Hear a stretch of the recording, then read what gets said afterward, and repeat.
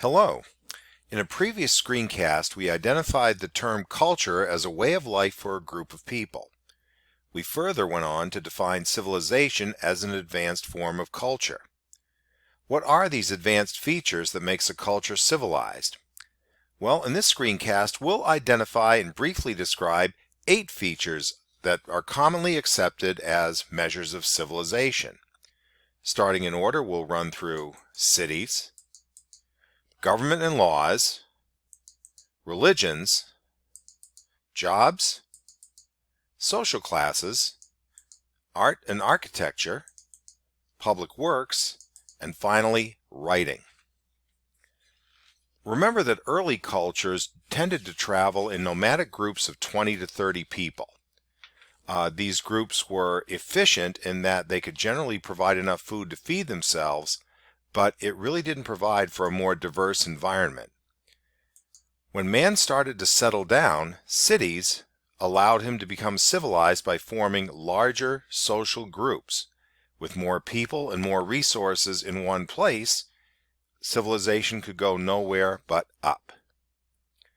With larger groups, it's necessary to keep them in order. That's where government and laws come in. The city, by the way, is the Parthenon of Athens, the ancient Greek culture that we'll look at somewhere down the road. The government and laws are represented here by the Code of Hammurabi, a Babylonian king whom we'll talk about a little bit later on in class.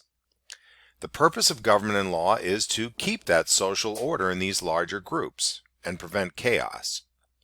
Over time, law codes were also intended to protect people's property as well as their lives. Often government and law were tied together with religion in organizations called theocracies.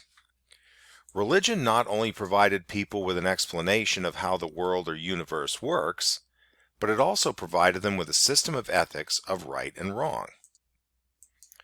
In an unrelated feature of civilization, jobs and job specialization is also another characteristic. Sometimes job specialization is also referred to as a division of labor. The idea is that people specialize and may only do very specific types of jobs.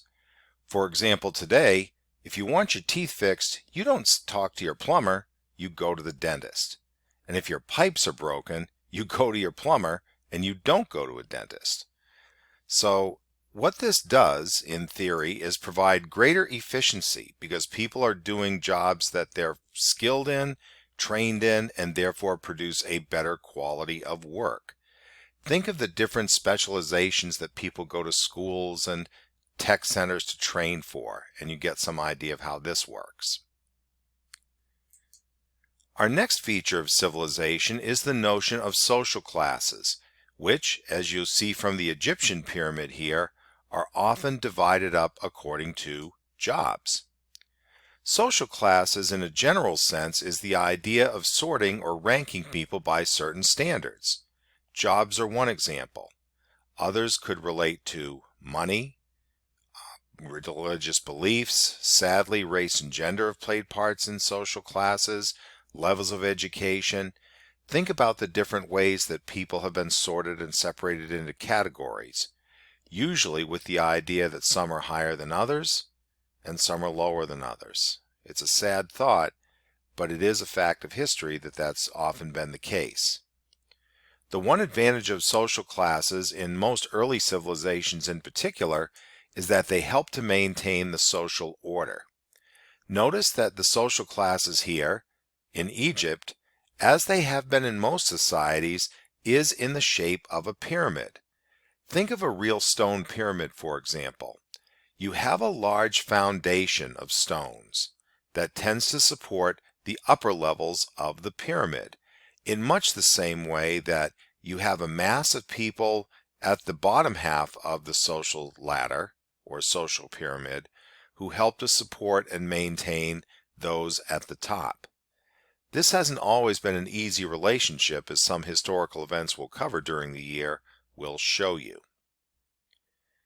Of course, we've talked a lot about the maintaining of order in civilizations. However, if all it was about was maintaining law and order, civilizations wouldn't be much, and they certainly wouldn't be very interesting. That's why art and architecture, like this bronze dragon from ancient Zhang, China, are so significant. Art and architecture allows people to express creativity, something that sets us apart from other species and makes us unique. Art and architecture also is an important vehicle for showing the values of a society or an individual person or group. For example, the dragon was a symbol of ruling Chinese dynasties, and showing dragons was often a feature of their art. Our next feature is public works. Public works generally refers to construction projects built by government for public benefit. Some more common examples include things like bridges, roads, water and sewer systems. This particular public work looks like a bridge, and in fact, if you look closely, you can actually see people walking across the lower section of it. However, as it was originally built by the ancient Romans in the French part of their empire, this is the Pont du Gard aqueduct, and in reality these channels were designed to carry water from the mountains. The Pont du Gard was angled in a slight runoff so that eventually water would run off from the mountains during the spring thaw and during the rainy season into the cities, where it would then be piped and pumped to people's homes and to public baths and public wells. Pretty intricate system for a culture that existed 2,000 years ago.